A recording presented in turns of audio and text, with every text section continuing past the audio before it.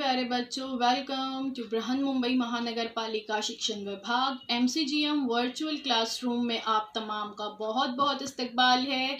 और जैसे कि आपको पता है कि स्कूल्स हमारे फिलवक्त बंद है, लेकिन तालीम का सिलसिला रुका नहीं है, थमा नहीं है। और जो है हम आपके सामने रोज़ बरोज़ जो है नए नए लेक्चर्स के साथ जो है हाजिर होते हैं। तो वैसे ही आज का हमारा एक नया इंटरेस्टिंग सेशन लेकर हम आए हैं आपके साथ, और मैं हूँ आपकी मौलमा शेख ज़रीन सबा। तो चलिए शुरुआत करते हैं हमारे आज के सेशन की। अस्सलाम वालेकुम प्यारे बच्चों, आप तमाम का ज़रीन सबा वर्चुअल स्टूडियो में इस्तकबाल है। और आज हम देख रहे हैं आपका टॉपिक कुदरती दौलत हवा, पानी और ज़मीन, natural resources air, water and earth, हिस्सा दुवम पार्ट 2, जमात शशुम के लिए। मजमून है हमारा साइंस और मैं हूँ आपकी मौलमा ज़रीन सबा। इसका हिस्सा जो हम पहले देख चुके हैं, आपको याद होगा, हमने देखे हैं कि नेचुरल रिसोर्सेज यानी कुदरती वसाइल किसे कहते हैं। कुर्रे और इस पर जानदारों की बका और उनकी बुनियादी ज़रूरतें पूरी करने के लिए हवा, पानी और ज़मीन जैसे अज्जा अहम हैं और इन्हें ही कुदरती वसाइल या नेचुरल रिसोर्सेज कहते हैं।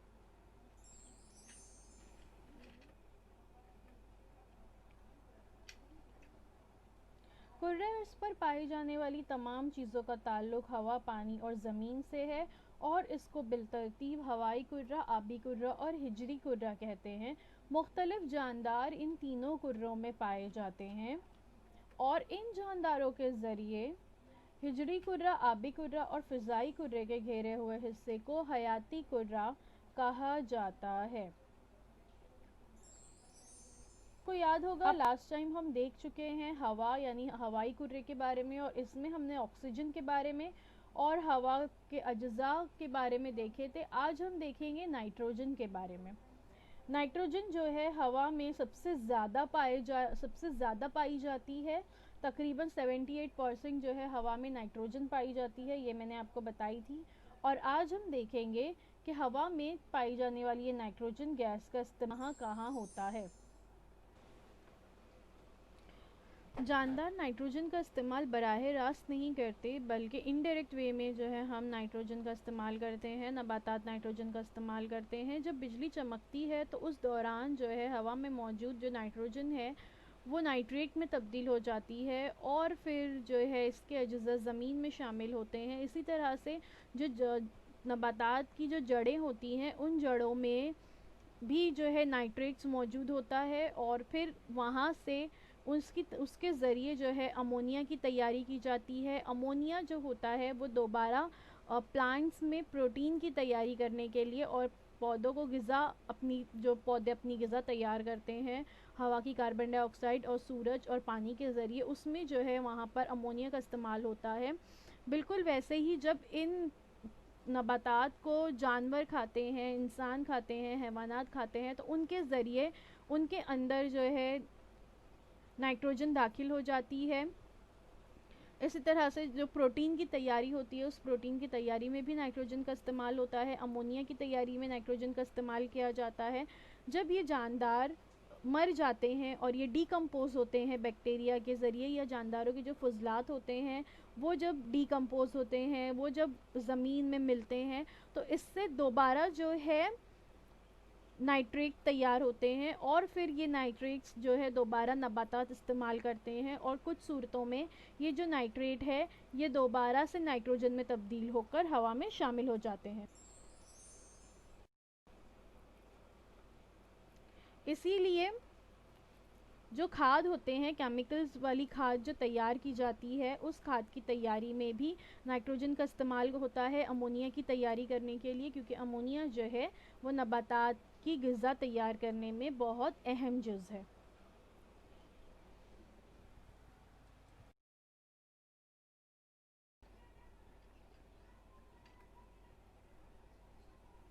पैकिंग के लिए इस्तेमाल किया जाता है नाइट्रोजन गैस का। नाइट्रोजन गैस का पैकिंग में इस्तेमाल इसलिए होता है ताकि जो फूड इंग्रेडिएंट्स है या जो कुछ भी अंदर पैक किया गया है उसकी क्रिस्पीनेस जो है बरकरार रहे, क्योंकि जब वो हवा के ताल्लुक अब में आती है वो चीज़ तो वो नरम पड़ जाती है ना। एक बार पैकेट खुला तो चीज़ जो है वो नरम हो गई, तो उसकी क्रिस्पीनेस बरकरार रखने के लिए नाइट्रोजन गैस जो है अंदर भरी जाती है, नाइट्रोजन गैस का वहाँ पर इस्तेमाल होता है। इसीलिए जब हम पैकेट खोलते हैं या पैकेट को अगर हम ऊपर से ही हाथ लगाते हैं तो हमें महसूस होता है कि अंदर कुछ हवा जैसी भरी हुई है, तो अंदर जो गैस भरी होती है वो नाइट्रोजन होती है।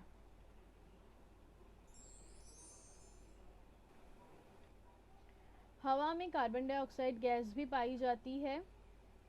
कार्बन डाइऑक्साइड गैस का भी बाकायदा से हवा में एक साइकिल मौजूद है। तकरीबन हवा में 0.03% कार्बन डाइऑक्साइड गैस पाई जाती है, लेकिन ये ज़मीन पर रहने वाले जानदारों के लिए बहुत अहम है। हैवानात जो होते हैं वो कार्बन डाइऑक्साइड गैस छोड़ते हैं अमल तनफ़ुस के अमल के दौरान। रेस्पिरेशन का जो अमल होता है उस अमल में हम ऑक्सीजन गैस लेते हैं और कार्बन डाइऑक्साइड गैस खारिज करते हैं। बिल्कुल वैसे ही जब कोई शय जलती है तो उस जलने के दौरान भी हवा में कार्बन डाइऑक्साइड गैस जो है खारिज होती है। इसके अलावा जब कोई कंपोजिशन डीकम्पोज होता है, यानी कि कोई शय या जानवर इंसान मर जाते हैं, तो जब मरने के बाद वो तहलील होते हैं तो उस दौरान क्या होता है कि उनके जिस्म में से भी कार्बन डाइऑक्साइड गैस या CO2 जो है उसका इखराज होता है। लेकिन नबातात जो होते हैं इस कार्बन डाइऑक्साइड गैस को जज्ब करते हैं। नबातात अपनी ग़िज़ा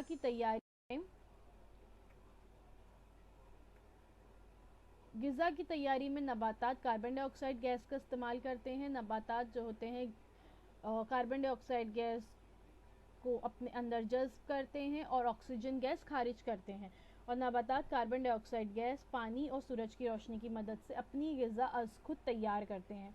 तो इस तरह से नबातात के लिए कार्बन डाइऑक्साइड गैस बहुत अहमियत रखती है।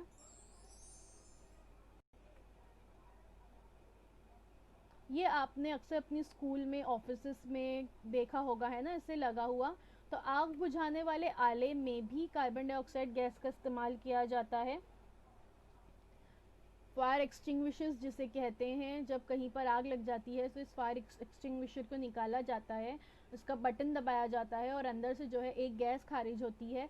वो गैस जो होती है वो कार्बन डाइऑक्साइड गैस होती है, क्योंकि कार्बन डाइऑक्साइड गैस जो होती है वो आग को बुझाने के काम आती है। जैसे कि हम जानते हैं ऑक्सीजन जो है वो एहतराक के अमल में इस्तेमाल होती है, जलने के लिए ऑक्सीजन इस्तेमाल होती है, ऑक्सीजन जलने में मदद करती है, और कार्बन डाइऑक्साइड गैस जो है उसका उलट आग बुझाने में मदद करती है। अब देखते हैं ऑर्गन के बारे में।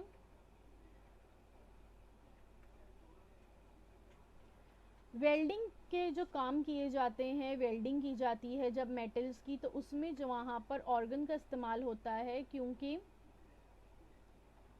जब ऑर्गन की तह वहाँ पर चढ़ जाती है, ऑर्गन का इस्तेमाल होता है वेल्डिंग में, तो ऑक्सीजन जो होती है वो मेटल्स के साथ रिएक्शन नहीं कर पाती। बिल्कुल ऐसे ही लाइट बल्ब में भी जो इस तरह के लाइट बल्ब होते हैं, इस लाइट बल्ब के अंदर भी ऑक्सीजन नहीं बल्कि ऑर्गन गैस वहाँ पर भरी हुई होती है। ऑर्गन जो है ये नॉन रिएक्टिव गैस है, इसके लिए रिएक्शन को अवॉइड करने के लिए बल्ब में, लाइट बल्ब में ऑर्गन का इस्तेमाल होता है। हीलियम गैस जो होती है वो बलून्स में इस्तेमाल की जाती है। जितने भी वेदर बलून्स हो या पार्टी बलून्स हो, ये सारे बलून्स में हीलियम गैस का इस्तेमाल होता है। इसके अलावा कुछ नियॉन लाइट्स में भी हीलियम का गैस इस्तेमाल होता है। बहुत ज़्यादा लो टेम्परेचर, अगर कहीं किसी जगह पर लो टेम्परेचर को अचीव करना हो, तो उस लो टेम्परेचर को अचीव करने के लिए, कम दर्जे हरारत हासिल करने के लिए हीलियम का इस्तेमाल होता है।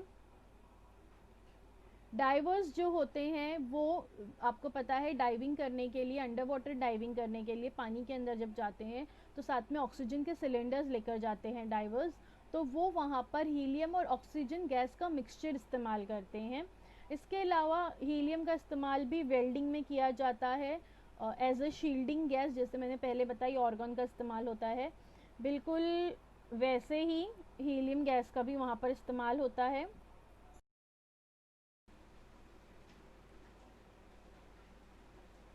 मैंने आपको बताई कि हीलियम गैस का इस्तेमाल बलून्स में किया जाता है। इसके अलावा जितने बड़े बड़े एयरशिप्स होते हैं तो वो एयरशिप्स हवा में जो फ्लोट करते हैं तो उसमें भी हीलियम गैस का इस्तेमाल होता है।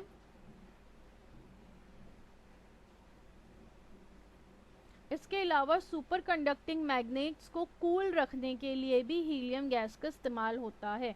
तो आप लोग देख सकते हैं कि हीलियम गैस कितनी फ़ायदेमंद है। अब देखते हैं नियॉन के बारे में।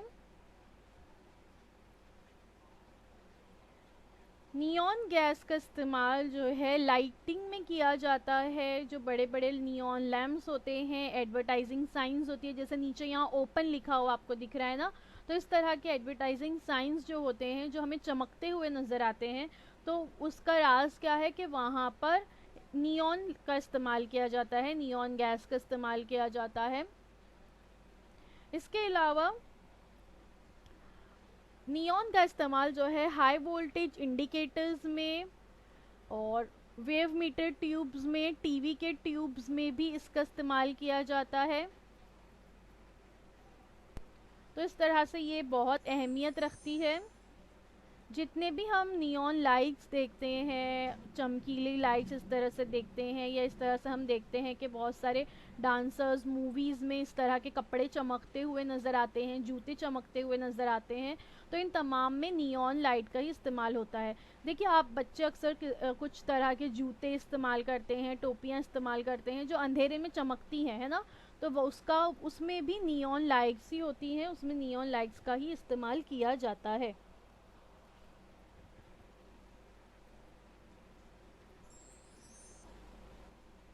उसके बाद है क्रिप्टॉन। फ्लोरेसेंट पाइप में इसका इस्तेमाल किया जाता है क्रिप्टॉन का। इस तरह के जो फ्लोरेसेंट ट्यूब होते हैं या ट्यूबलाइट्स जिसे हम कहते हैं, हमारे घरों में ये इस्तेमाल होती है। तो इस फ्लोरेसेंट ट्यूबलाइट्स में क्रिप्टॉन गैस का इस्तेमाल किया जाता है। जीनॉन। फ्लैश फोटोग्राफी में, जो फ्लैश फोटोग्राफी इस तरह से की जाती है, जब हम फोटोज़ लेते हैं तो एक फ्लैश चमकता है ना, लाइट चमकती है, तो उस फ्लैश फोटोग्राफी में भी जीनॉन गैस का इस्तेमाल किया जाता है। आजकल इस तरह के डीएसएलआर कैमरा हर कोई इस्तेमाल करता है, या हमारे मोबाइल में भी जो इस तरह के कैमरेज इस्तेमाल होते हैं जिसमें फ्लैश होता है, तो इस तमाम किस्म की फ्लैश फोटोग्राफी में जीनॉन गैस का इस्तेमाल किया जाता है। इन्हें जो हम ये देख रहे थे, organ, helium, neon, krypton, xenon, इन्हें नोबल गैसेस भी कहा जाता है। तो हवा में ये मुख्तलिफ गैस और दूसरे अज्जा के तवाज़ुन की वजह से कुर्रे अर्ज़ पर जानदारों का वजूद कायम है। हवा में ये तमाम गैसें, मैं आपको पहले भी बता चुकी थी कि हवा में मुख्तलिफ अज्जा का तनासुब पाया जाता है, nitrogen, oxygen, carbon dioxide, organ, दीगर गैसें, और इसके अलावा जो है वाटर वेपर्स, ये तमाम चीज़ें पाई जाती हैं। तो ये तमाम अज्जा की वजह से कुर्रा अर्ज़ पर जानदारों का वजूद कायम है। ज़िंदगी के लिए ज़रूरी सूरज की रोशनी और हरारत के कुर्रे अर्ज़ तक पहुँचने और दीगर मुज़िर अज्जा को रोकने के लिए फ़िज़ाई कुर्रा जो है हमारा, वो बेहद अहम छन्नी की तरह इस्तेमाल होता है। हमारे घर में देखिए, आटा छानने के लिए, गेहूँ को छानने के लिए छलनी का इस्तेमाल किया जाता है। छलनी क्या काम करती है कि जो अहम चीज़ होती है या जो गेहूँ होता है वो छलनी में रह जाता है, और जो कंकर होते हैं बेकार, बारीक बारीक रेत के ज़र्रात होते हैं, वो नीचे छलकर गिर जाते हैं, और जो हमारे काम की चीज़ें गेहूँ वो हमारे हाथ में आ जाती है ना। तो बिल्कुल वही काम यहाँ पर फ़िज़ाई कुर्रा करता है। फ़िज़ाई कुर्रा जो है, जो ज़मीन के अतराफ़ में मौजूद है, जिसने हमारी पूरी ज़मीन को घेरा हुआ है, इस फ़िज़ाई कुर्रे का काम जो है वो बिल्कुल एक छलनी की तरह है कि सूरज से आने वाली जो नुकसानदाह रेज़ हैं, अल्ट्रावायलेट रेज़ जिसे कहा जाता है, जो हमारे लिए नुकसानदाह है, हमारी स्किन के लिए नुकसानदाह है, तो उसको कुर्रे अर्ज़ तक पहुंचने से ये फ़िज़ाई कुर्रा जो है रोकता है। गिर्द बादल, बर्फ़ और बारिश वगैरह की कुर्रे हवा की वजह से ही वजूद में आते हैं। जो बादल बनते हैं, बर्फ़बारी होती है या बारिश होती है, तो ये भी इस कुर्रे हवा की वजह से ही होता है। कुछ तस्वीरें अब यहाँ पे आपको नज़र आ रही है स्क्रीन पर। ज़रा सोचिए कि इन तस्वीरों में क्या यकसानियत है। तीनों तस्वीरें अगर हम गौर से देखें कि गाड़ियों से निकलने वाला धुआं, प्लेन से निकलने वाला धुआं, बड़ी बड़ी फैक्ट्रीज से निकलने वाला धुआं, इसके अलावा जब जंगलात में आग लग जाती है तो उनसे निकलने वाला जो धुआं होता है, इसकी वजह से क्या होता है, इसकी वजह से ये धुआं जो होता है सीधा सीधा हमारे फिजाई कुर्रे में शामिल है, यानी हवा में शामिल हो जाता है। और फ़िज़ाई कुर्रे में शामिल होने की वजह से हवा के जो अज्जा हैं, जो हमने देखे कि हवा में जिन अज्जा का तनासुब जो है पाया जाता है, नाइट्रोजन 78%, ऑक्सीजन 21%, कार्बन डाइऑक्साइड 0.03% होनी चाहिए। लेकिन जैसे कि हम जानते हैं कि जब ये चीज़ें जलती हैं तो इनसे जो धुआं निकलता है, इसमें मुज़ीर मादे शामिल होते हैं, जिसकी वजह से ये तवाज़ुन जो है हवा के अज्जा का वो बिगड़ रहा है, और इसी को ही हवा की आलूदगी या एयर पोल्यूशन कहते हैं। सवारियाँ, बड़े बड़े कारखानों में ईंधन का एहतराक, इसी तरह लकड़ी, कोयला जैसे ईंधन के धुएँ के एहतराक से खारिज होने वाली मुज़ीर गैसों वगैरह की वजह से दिन ब दिन हवा की आलूदगी मुसलसल बढ़ती ही जा रही है।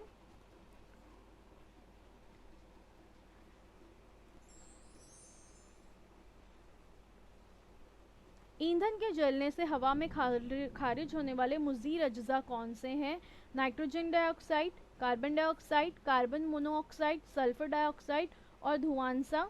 ये तमाम चीज़ें जो हैं जब ईंधन जलते हैं तो उनके एहतराक से हवा में ये अज्जा शामिल होते हैं, जिसकी वजह से हमारी ज़मीन जो है वो दिन ब दिन आलूदा होती जा रही है। मुख्तलिफ़ किस्म की नई नई बीमारियां वजूद में आ रही है, जैसे कि दमे की बीमारी, कैंसर की बीमारी, फेफड़े की कुछ नई बीमारियां जो है वो वजूद में आ चुकी हैं, सांस लेने में तकलीफ़ होती है। तो ये तमाम बीमारियों की वजह क्या है? हवा की आलूदगी। ओज़ोन की तय हिफाजती गिलाफ। जैसे मैंने आपको बताई कि हमारा जो फ़िज़ाई कुर्रा है वो हमारी ज़मीन को घेरे हुए है। हमारी जो ज़मीन है, इस ज़मीन के अतराफ़ में एक तह मौजूद है, फ़िज़ाई कुर्रे की तह मौजूद है, और फ़िज़ाई कुर्रे के मुतगय्यर तह के नीचे निचले हिस्से में ओज़ोन यानी O3 नामी गैस की तह पाई जाती है।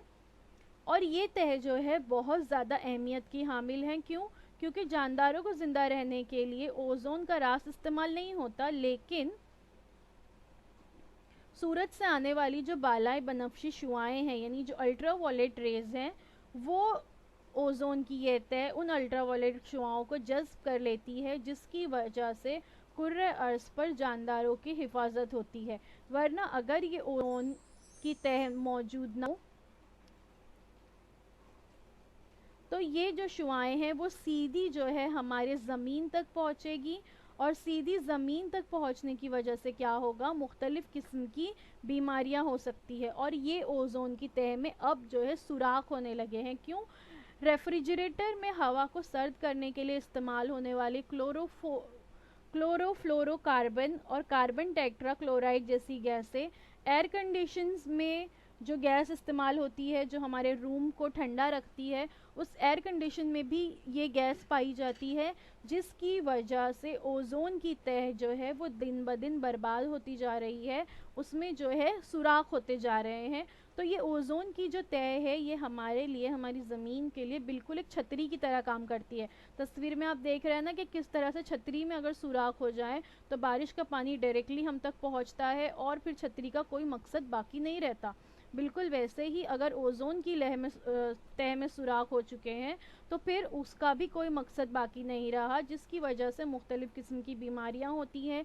जिल्द का कैंसर, स्किन पर अलग अलग किस्म के पैचेस आ जाते हैं, डार्क पैचेस आ जाते हैं, बहुत सारे लोगों के रंग जो है वो काले पड़ने लगते हैं, और सबसे बड़ी बीमारी जिल्द की अलग अलग किस्म की बीमारियां होने लगती हैं। तो ये तमाम बीमारियां अल्ट्रावायलेट रेस की वजह से ही होती हैं।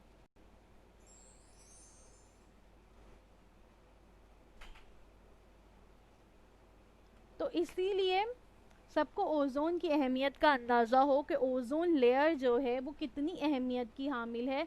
26 सितंबर को दुनिया भर में यौम तहफ़्फ़ुज़ ओज़ोन मनाया जाता है।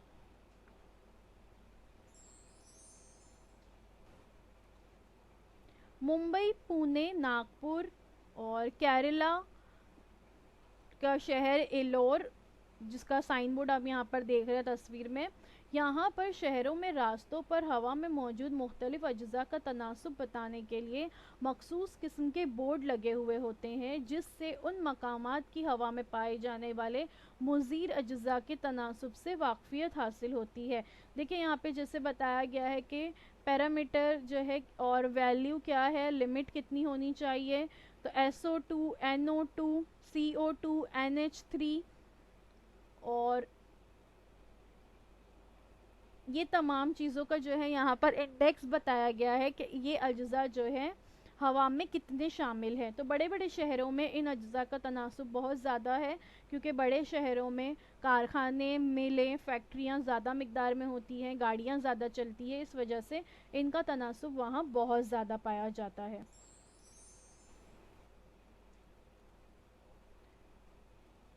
यहाँ पर हवाई कुर्रे का इख्तिताम होता है। और अब ज़रा सोचिए कि अगर हमारी कुर्रे ज़मीन पर पानी नहीं होता तो क्या होता। इस बारे में सोचिए, सोचते रहिए। और अब हमारी मुलाकात नेक्स्ट वीडियो में आप लोगों से होगी। और आज के लिए बस इतना ही। Thank you so much for watching. वक्त हमारा ख़त्म हो गया है, इसलिए अब आप लोगों से हम नेक्स्ट वीडियो में आबी कुर्रे के साथ आपसे मुलाकात करेंगे। अल्लाह हाफ़िज़।